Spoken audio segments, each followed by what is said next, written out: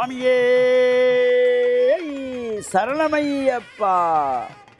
கருப்பு வேட்டி கட்டிக்கிட்டு கழுத்தில் மாலை போட்டுக்கிட்டு இருமுடிய சுமந்துக்கிட்டு பெருவழியே நடந்துக்கிட்டு பேட்டை துள்ளியும் ஆடிக்கிட்டு சிந்தக தோம்பாடிக்கிட்டு சுவாமி சரணம் சொல்லிக்கிட்டு பாரோமையா சபரி பாரோமையா கட்டேந்தி சபரிக்கு பாரோமையா பாரோமையா சபரி வாரோமையா கட்டேந்தி சபரிக்கு வாரோமையா. கார்த்திகை நல்ல நாளில் மாலை இட்டு மார்கழி நல்ல நாளில் கட்டும் கட்டி சந்தனப்பட்டு குங்குமப்பட்டு வச்சுக்கிட்டு சுவாமி சரண நாம மந்திரம் பாடிக்கிட்டு பாரோமையா சபரி பாரோமையா கட்டேந்தி சபரிக்கு வாரோமையா. சுவாமியே சரணமையப்பா. மேன்மைகள் சைவ நீதி விளங்குக உலகமெல்லாம். நோயற்ற வாழ்வே குறைவற்ற செல்வம், நோய் நொடி இல்லாத வாழ்வு இந்த உலக மக்கள் எல்லோரும் வாழ வேண்டும் என்று கலியுகத்தின் காந்தமலை ஜோதியாகிய சபரிமலை சுவாமி ஐயப்பனுடைய திருவடிகளை சிறந்தாழ்த்தி டான் தமிழொலி ஓம் தொலைக்காட்சி நேயர்கள் அனைவருக்கும் சர்வதேச இந்து மத குருபுரம் அகில இலங்கை சபரிமலை ஸ்ரீ சாஸ்தாபுரத்தின் சார்பில் இனிய வணக்கங்களும் நல்லாசிகளும்.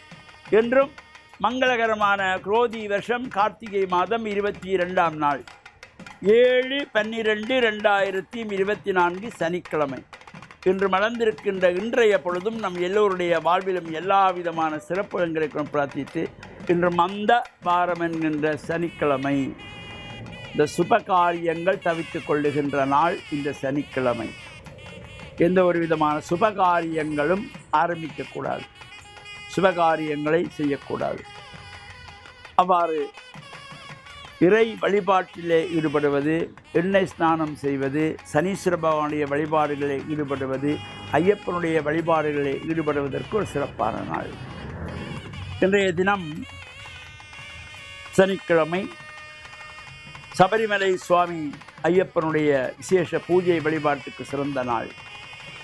புத்தளம் மாவட்டம் முந்தல் கருங்காலிச்சோலை ஸ்ரீ கல்யாண முருகன் தேவஸ்தானத்திலே பரிவாரமூர்த்தியாக 18 படிகளோடு கூடிய சுவாமி ஐயப்பனுடைய சன்னிதானத்தினுடைய மகா கும்பாபிஷேகத்திலே இன்று தைலாபியங்கம் என்கின்ற எண்ணெய் காப்பு சாத்துகின்ற நிகழ்வு காலை 8 மணி முதல் பிற்பகல் 4 மணி வரையிலே மாலை அணிந்த சுவாமிகள், அடியார்கள், பக்தர்கள், ஆலய நிர்வாக சபையினர்கள், தொண்டர்கள் எல்லோரும் நல்ல மனதோடு சென்று நல்ல எண்ணங்களோடு நல்லெண்ணெய் சாற்றி வழிபாடு செய்வதற்கு ஒரு சிறப்பான நாளாக அமைந்திருப்பது. என்று இந்த எண்ணெய் காப்பிலே யார் யாருக்கெல்லாம் கலந்து கொள்ளுகின்ற பாக்கியம் கிடைக்கிறதோ அவர்களெல்லாம் சென்று எண்ணெய் காப்பு சாத்த வேண்டும். 12 ஆண்டுகளுக்கு ஒரு முறை தான் இந்த கும்பாபிஷேகம் நடைபெறும். அதில் இவ்வாறான ஒரு சந்தர்ப்பம் நமக்கு கிடைக்கும். எனவே அதை நழுவப்படாது எல்லோரும் சென்று இந்த புத்தளம் மாவட்டத்திலே முந்தல் என்கின்ற பதியிலே கருங்காலிச்சோலை கல்யாண முருகன் தேவஸ்தானத்திலே 18 படிகளோடு கூடிய சபரிமலை சுவாமி ஐயப்பனுடைய இந்த தைலாபியங்க நிகழ்விலும் கலந்து இறைவருளை பெறுவதோடு நாளைய தினம்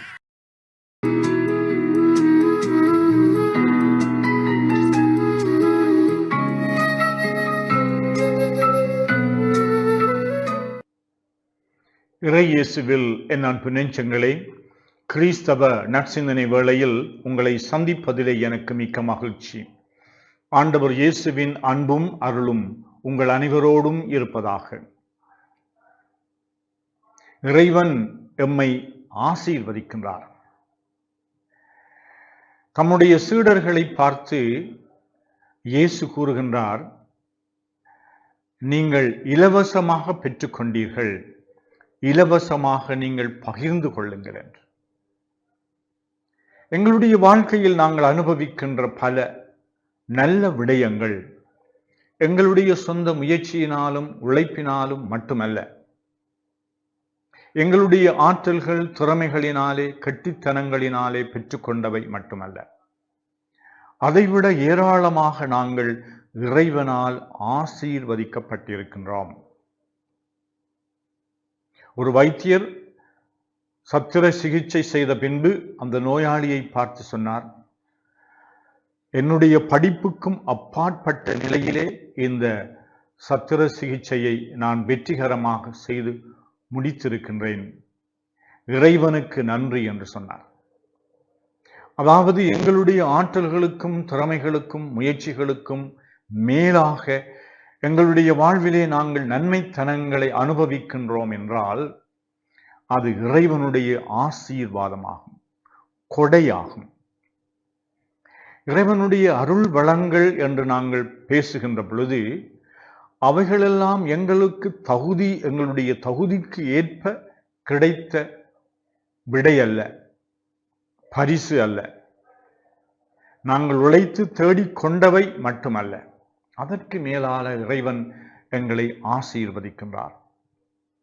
ஒருவர் கொடை கொடுக்கின்றார், அன்பளிப்பு கொடுக்கின்றார் என்றால் அது என்னத்தை கொடுக்கின்றார் என்பதிலும் பார்க்க, அதை பெற்றுக்கொள்ளுகின்றவர் எவ்வளவு தகுதி உள்ளவர், அவருக்கு அது எவ்வளவு பயனுள்ளது என்பதிலும் பார்க்க, கொடுக்கின்றவருடைய மனநிலை மிக மிக முக்கியமானது. ஒரு பிள்ளை கூட தன்னுடைய தகப்பனுக்கு ஒரு அன்பளிப்பை கொடுக்கலாம். ஒரு ஏழை கூட இன்னும் ஒருவருக்கு, ஏன் பணக்காரருக்கு கூட ஒரு அன்பளிப்பை கொடுக்கலாம். எங்களிடம் இருக்கின்றவற்றை உங்களுக்கு தருகின்றேன் என்று சொல்லுகின்ற பொழுது மேல்மிச்சமாக இருக்கின்றது அல்ல, எனக்கென்று வைத்திருக்கின்ற அல்லது எனக்கு மிகவும் பிடித்தமான அல்லது எனக்கு கைவிட விருப்பமில்லாத ஒரு விடயத்தை, ஒரு பொருளையாக இருக்கலாம், அது சேவையாக இருக்கலாம், அறிவாக இருக்கலாம், பல வகையான ஆற்றல்களாக இருக்கலாம், இவற்றை நாங்கள் பகிர்ந்து கொள்ளுகின்ற பொழுது நாங்கள் தெய்வீக இயல்பிலே பங்கு கொள்ளுகின்றோம். இறைவன் எப்பொழுதும் வாரி வழங்குகின்ற ஒரு பெரும் வள்ளலாகும். ஆனால் இந்த நாட்களிலே நாங்கள் சற்று சிந்திப்போம். எங்களுடைய வாழ்க்கையிலே குறைகளை, குற்றங்களை நாங்கள் பார்க்கின்றோம்.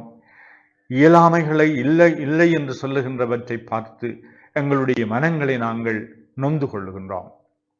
அல்லது மற்றவர்களோடு எங்களை ஒப்பிட்டு எங்களுக்கு இப்படியெல்லாம் சந்தர்ப்பங்கள், ஆசிரியர்கள் கிடைக்கவில்லையே என்று நாங்கள் நினைக்கின்ற இந்த வேளைகளை மறந்து என்னென்ன ரீதியாக இறைவன் எங்களை ஆசீர்வதித்திருக்கின்றார் என்று சற்று சிந்திப்போம். அவற்றை இனம் கண்டுகொள்வோம். அவற்றினுடைய நன்மைத்தனத்தை, அவை எங்களுடைய ஆற்றல் திறமைகளுக்கு மேலாக இறைவன் எங்களுக்கு கொடுத்திருக்கின்றார். பழம் நழுவி பாலில் வீழ்வது போல சில வேளைகளிலே எங்களுடைய வாழ்க்கையில் அதிசயிக்கத்தக்க விதமாக இறைவன் எங்களை ஆசீர்வதிப்பதை நாங்கள் இனம் கண்டுகொள்ள வேண்டும்.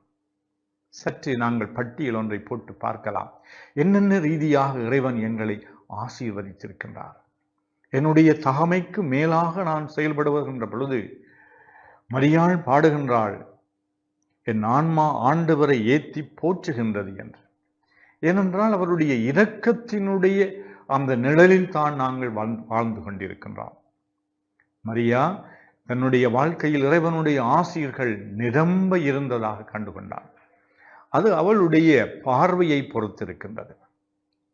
நாங்கள் இல்லை என்று இருண்ட பகுதிகளை மட்டும் பார்த்து கொண்டு எங்களையும் நொந்து கடவுளையும் நாங்கள் நொந்து கொள்ளலாம்.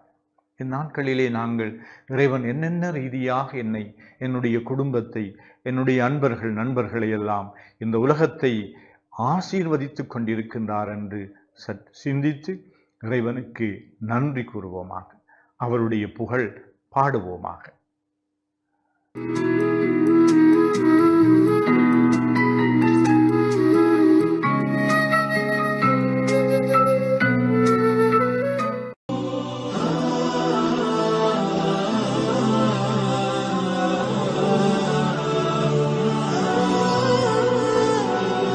அல்ஹம்துலில்லாஹி ரப்பில் ஆலமீன் வஸ்ஸலாத்து வஸ்ஸலாமு அலா முஹம்மதின் ஸல்லல்லாஹு அலைஹி வஸல்லம் வ அலா ஆலிஹி வஸஹ்பிஹி அஜ்மஈன். அம்மா பாத். அன்புள்ள நேயர்களே, சகோதரர்களே, இன்றைய காலை பொழுதை தொடங்குகின்ற இந்த நேரத்திலே நான் உங்களுக்கு சில நற்செய்திகளை சொல்லலாம் என நான் விரும்புகின்றேன். இறைவன் இந்த சமுதாயத்திலே மக்களை நல்லவர்களாக, தன்மானமுள்ளவர்களாக படைத்திருக்கின்றான். ஒரு மனிதன் மற்றொரு மனிதனை மதித்து நடக்க வேண்டும் என்ற சுயமரியாதையை அந்த இறைவன் நமக்கு ஏற்படுத்தியிருக்கின்றான். அதனால் மனிதன் மனிதனை மதித்து நடக்கின்ற நல்ல பக்குவமும் பழக்க வழக்கமும் நம்மிடத்திலே இருக்க வேண்டும். அதனால் நாம் அடுத்த மனிதரை பற்றி எப்பொழுதும் நல்ல செய்திகளையே பேச வேண்டும். அடுத்த மனிதர்களை பற்றி இழிவான செய்திகளை பேசி அவர்களை இழிவுபடுத்தக்கூடாது. அடுத்த மனிதர்களை நாம் எப்பொழுதும் நாம் மதித்து நடக்கின்ற நல்ல பழக்க வழக்கங்கள் நம்மிடத்தில் இருக்க வேண்டும். நமது சிறார்களுக்கும் கூட அந்த பழக்கத்தை தான் நாம் ஏற்படுத்த வேண்டும். அந்த வகையிலே நபிகள் நாயகம் ஸல்லல்லாஹு அலைஹி வஸல்லம் அவர்கள் சொல்லும்போது ஒரு செய்தியை சொன்னார்கள். லைஸ மின்னா மல்லம் யர்ஹம் சகீரனா வலம் யுவக்கிர் கபீரனா. எங்களில் சிறியவர்களுக்கு அன்பு காட்டாதவனும் பெரியவர்களை கண்ணியப்படுத்தாதவனும் எங்களை சார்ந்தவர்கள் அல்ல என்று நபிகளார் இந்த நற்செய்தியை சொல்லியிருக்கின்றார்கள். அதாவது நமது சமுதாயத்திலே உயர்ந்தவர்கள், சிறந்தவர்கள், கண்ணியமானவர்கள் யாரென்றால் சிறியவர்கள் பெரியவர்களை கண்ணியப்படுத்த வேண்டும், பெரியவர்கள் சிறியவர்கள் மீது அன்பு காட்ட வேண்டும் என்ற இந்த செய்தியை சொல்லியிருக்கின்றார்கள். இந்த செய்தி நமக்கு தருகின்ற ஒரு சிறந்த ஒரு பாடம் என்னவென்று சொன்னால், இங்கு பெரியவர்கள் சிறியவர்களையும் மதிக்கிறார்கள், சிறியவர்கள் பெரியவர்களையும் மதிக்கின்றார்கள். இந்த ஒரு நிலைமை சமுதாயத்திலே உருவாகுமானால் சமுதாயத்திலே நல்ல பண்பாடுகள், நல்ல பழக்க வழக்கங்கள், மக்களை மதித்து நடக்கின்ற நல்ல தன்மைகள் இதன் மூலமாக உருவாக இடம் உண்டு என்பதை இதனூடாக நாம் தெரிந்து கொள்ளக்கூடியவர்களாக இருந்து கொண்டிருக்கின்றோம். அதனால் மனிதன் மனிதனை மதித்து நடக்கின்ற நல்ல பழக்க வழக்கங்கள் நம்மிடத்தில் இருக்க வேண்டும். நமது சிறார்களுக்கு, நமது மாணவ மாணவிகளுக்கு நாம் ஊட்டுகின்ற ஒரு செய்தி என்னவென்று சொன்னால், நீங்கள் மூத்தவர்களை மதிக்க வேண்டும், பெரியவர்களை மதிக்க வேண்டும், ஆசிரியைகளை மதிக்க வேண்டும். இப்படி பிறரை மதித்து வாழுகின்ற நல்ல பண்பாடுகள் நம்மிடம் இருக்க வேண்டும் என்ற இந்த நற்செய்தியை நமது சந்ததிகளுக்கு, சமுதாயத்துக்கு, சிறார்களுக்கு எடுத்துச் சொல்ல வேண்டும் என்ற இந்த செய்தியை இன்றைய காலை பொழுதிலே உங்களுக்கு நான் கூறி இன்றைய நாளை தொடங்குவதற்கு உங்களை நான் உற்சாகப்படுத்துகிறேன்.